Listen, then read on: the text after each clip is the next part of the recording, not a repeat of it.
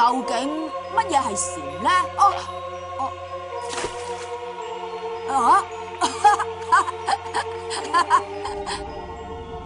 一條細魚向一條大魚咁樣問：我成日聽人講起海嘅事，大魚啊大魚啊，咁你可唔可以話我知海係乜嘢嚟㗎？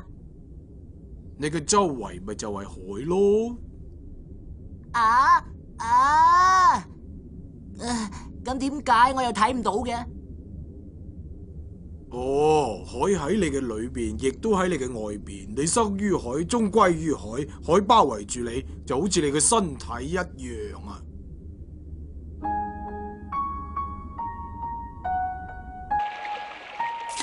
魚相忘於江湖，人相忘於道術。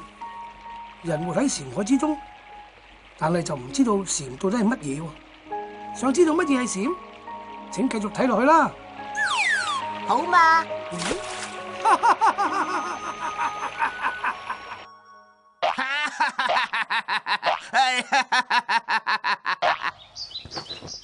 波浪的覺悟。小浪仔，小浪仔啊，你今日好似好唔開心噃。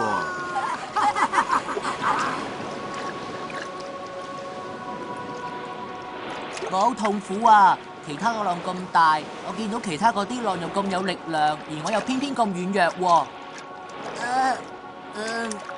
咁係因為你冇睇清楚自己嘅本來面目，所以先會痛苦嘅啫。不過我唔係波浪嚟咩？唔係嘅話，咁我係乜嘢啊？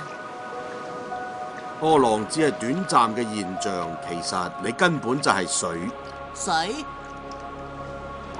當你認識清楚你本體係水嘅時候，你就唔會再為咗啲波浪形體而迷惑，咁樣就唔會再有痛苦。咁我明白啦。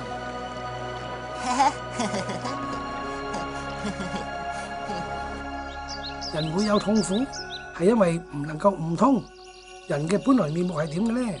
人係自私嘅，以為自己係自己嘅，繼而就同別人比較，咁咪有痛苦咯。其實人係屬於大自然嘅一份子，諗下係咪？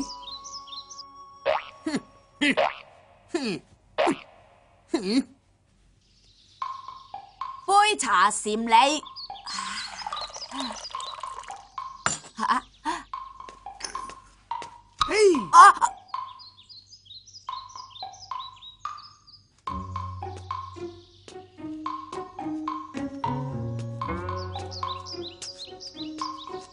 一位學者向男人問禪，男人就以茶相待，佢將茶水倒入茶杯，茶滿瀉晒，但係佢仍然繼續倒喎。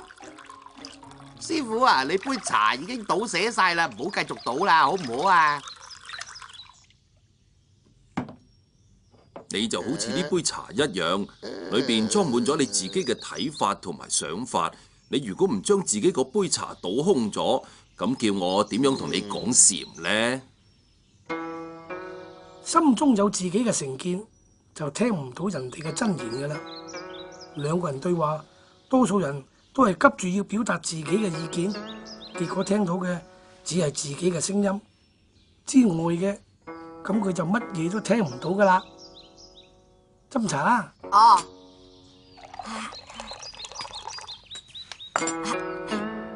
嗱，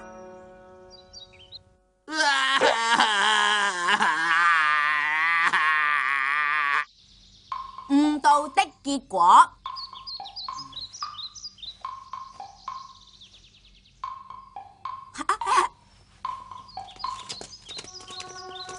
自古以嚟，有好多人離開咗自己嘅家園同親人，遁入佛門去參禪。佢哋不惜花費咁大嘅功夫去鑽研參究，究竟能夠得到啲乜嘢呢？用呢個問題去問嗰啲已經悟道嘅禪師，佢哋通常都會咁樣回答嘅。冇。當人停止分別、妄想同思維活動嘅時候，理事異象亦都會隨之而消失，咁內心就會充滿安詳噶啦。咁啊自然無處不通啦。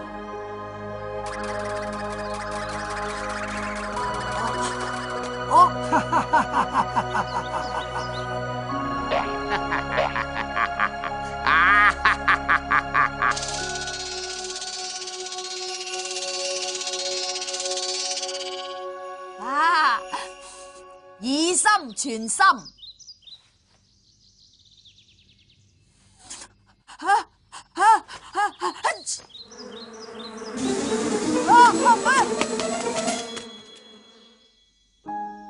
佛祖釋尊喺靈鷲山登上高座，準備講道。忽然，釋尊攞出一朵花，雙眼望住眾弟子嘅反應。眾人都唔明白佛祖嘅意思，而默默不語。只有摩訶迦葉尊者破顏微笑。我悟道嘅方法係睇透一切，然後包容一切，以喜悅嘅心去睇清事物嘅本來面目。呢種微妙嘅法門係超越咗文字，更加超越咗數學理論，唔可以用邏輯去思考，而係需要用體會先至可以了解領悟嘅。剛才摩訶迦葉尊者已經領悟，而且起共鳴，所以我要將禪心傳俾佢。禪即係冇污染嘅宇宙真理，同冇污染嘅生命之心產生共鳴之後而有所領悟，並且持續冇污染嘅心而安然自得。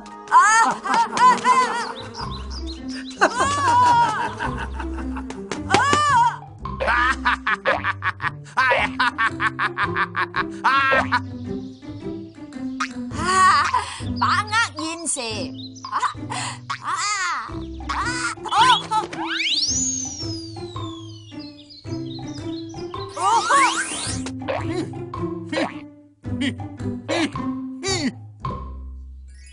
人生究竟有幾長？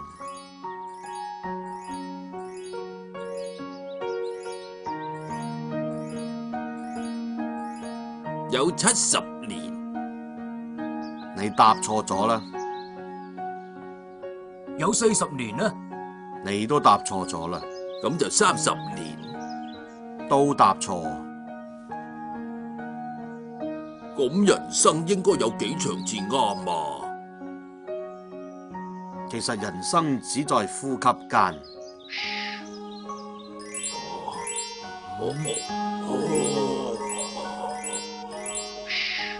我哋千祈唔好沉醉於昨日同埋明日嘅世界，而應該生活喺今日嘅世界入邊，應該隨時隨地體會到當下周邊一切美好嘅事物。記住啦！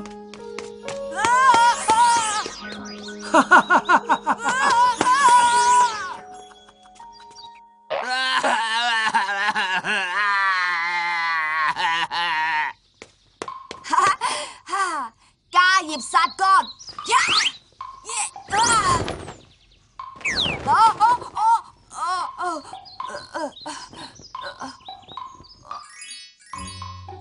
世尊喺靈山法會上邊，將衣缽傳俾迦葉。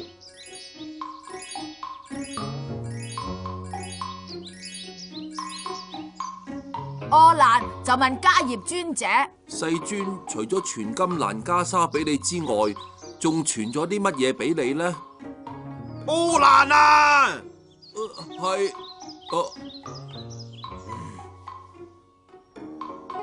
個天都黑晒啦，你去將紙錢殺乾收翻嚟。我哋要記住，平常心是道，唔好向住虛無縹緲嘅世界裏邊去揾佛理，只要注意生活上嘅細節，喺生活上去體驗，咁就得噶啦，知道嗎？哦。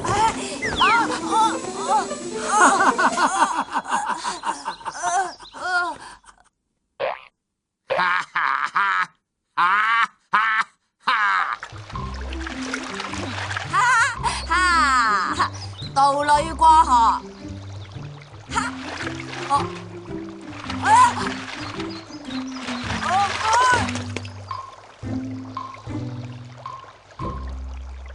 坦山和尚同一個年輕和尚喺路上遇見一位好靚嘅女子喺河邊過唔到河。等我抱你過河啦。師傅，真係唔該晒你啊！再見。之後，佢哋兩個繼續走咗半日路。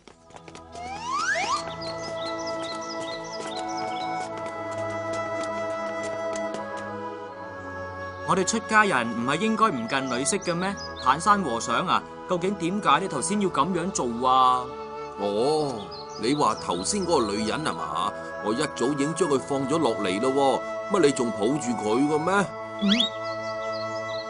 渡人過河嘅和尚心中並冇抱持女色，佢坦然無牽無掛，一直抱持女色嘅正係嗰個小和尚啫。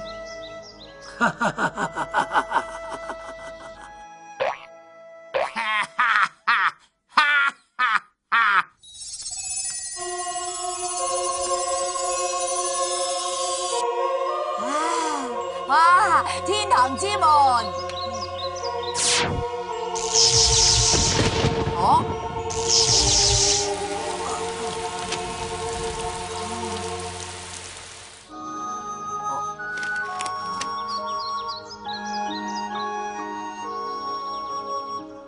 有一位將軍向白隱禪師問道：我時時都聽見人哋講天堂同埋地獄，我好想知道係咪真係有天堂同埋地獄嘅呢？咁你係做乜嘢嘅呢？我係個身經百戰嘅將軍啊！係邊個笨蛋將你請做將軍㗎？你睇嚟似一個屠夫多啲啫。你講咩話？等我劏咗你先！地獄之門由此打開。吓！哎呀，對唔住啊，請大師原諒我失態。天堂之門由此打開。天堂地獄並唔存在喺死後嘅將來，而係喺現在。善惡係一念間，天堂地獄之門隨時會為你打開嘅。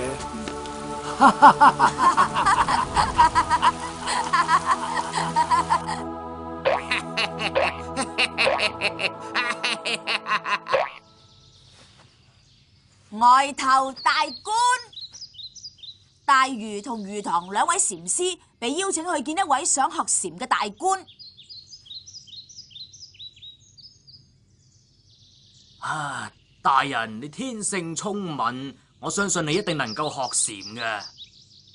你亂講，呢個傻瓜雖然係身居高位啊，但係對禪就一竅不通。在下已經聽咗兩位大師嘅高見，我已經知道應該點樣做啦。